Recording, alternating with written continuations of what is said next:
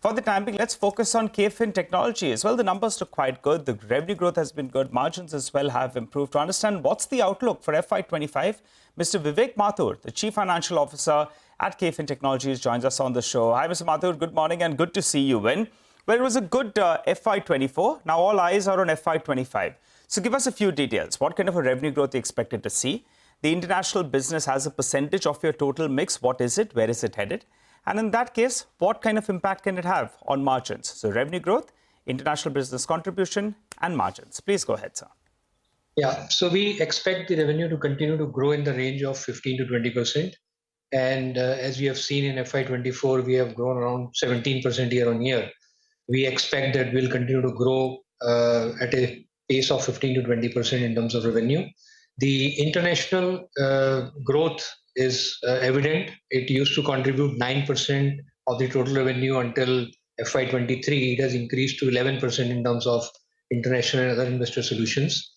And we expect that, with our, entry into Singapore and once the regulatory approvals are given for IFSCA in GIFT City and followed by application for Thailand, we will look at expansion beyond Southeast Asia into Europe and US.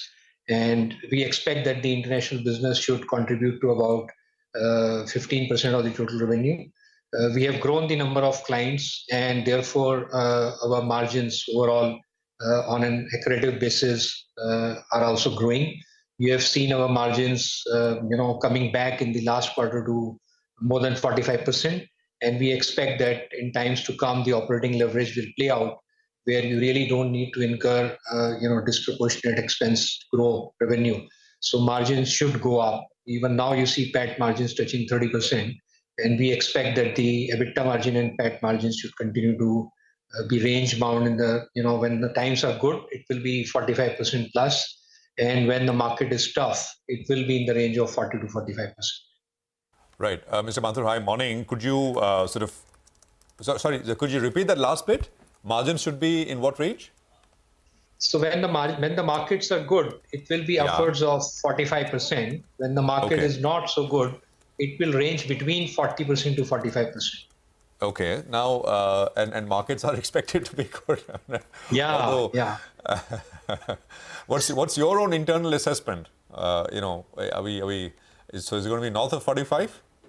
So we think so that, as the market remains bullish and the consumption story in India remains intact, in terms of the, guidance given by MFI, the domestic mutual fund market will continue to grow. And, we expect that we will also outgrow the market. We have been outgrowing the market in terms of average AUM going up. And we feel that, our margins should improve. Okay. On equity, is this, the growth is slightly slower. Overall, AUM is growing faster than industry, but the equity side, could you talk to us what's happening? Is that a concern?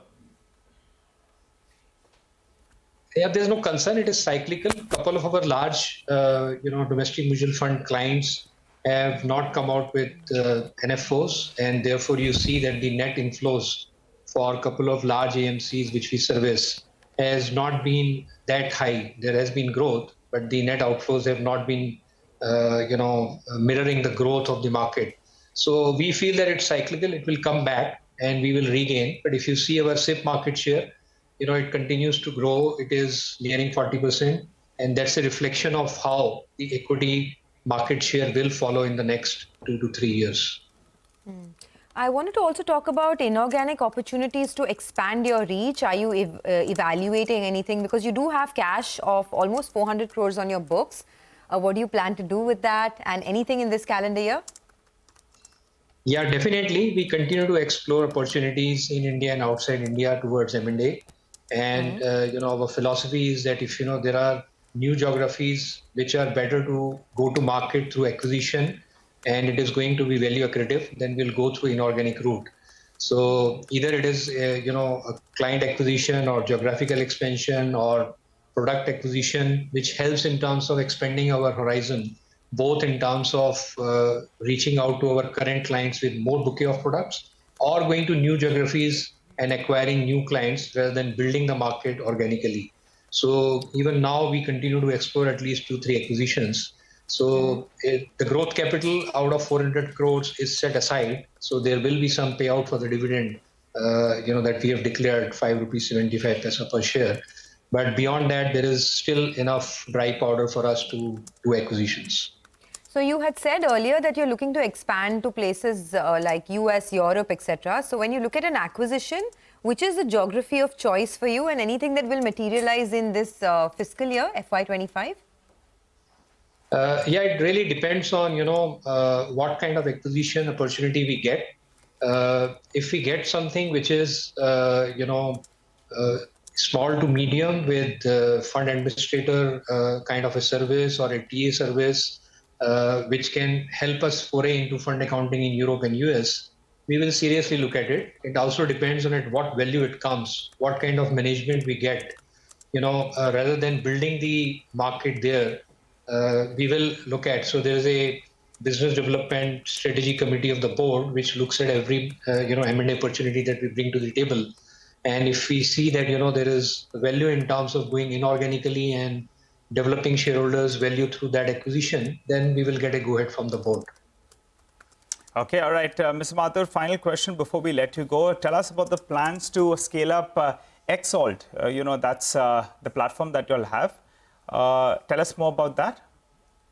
Exalt is basically a fund administration platform. That is something where, right from digital onboarding of clients to, front end, mid office, back office, compliance reporting, everything can be handled. It's a unique platform that we have developed. And as you would see that, it's not just this Exalt, even Guardian, the big four audit firms use our, insider trading platform. Even SEBI as a regulator has, we have built a platform called Paras for alerts reporting of, the regulator. So, we have actually moved gears in terms of just being RTA to a TechFin company where, the diversity of business and the product innovation that we do is unique in India. Are some of these initiatives more profitable than the RTA business?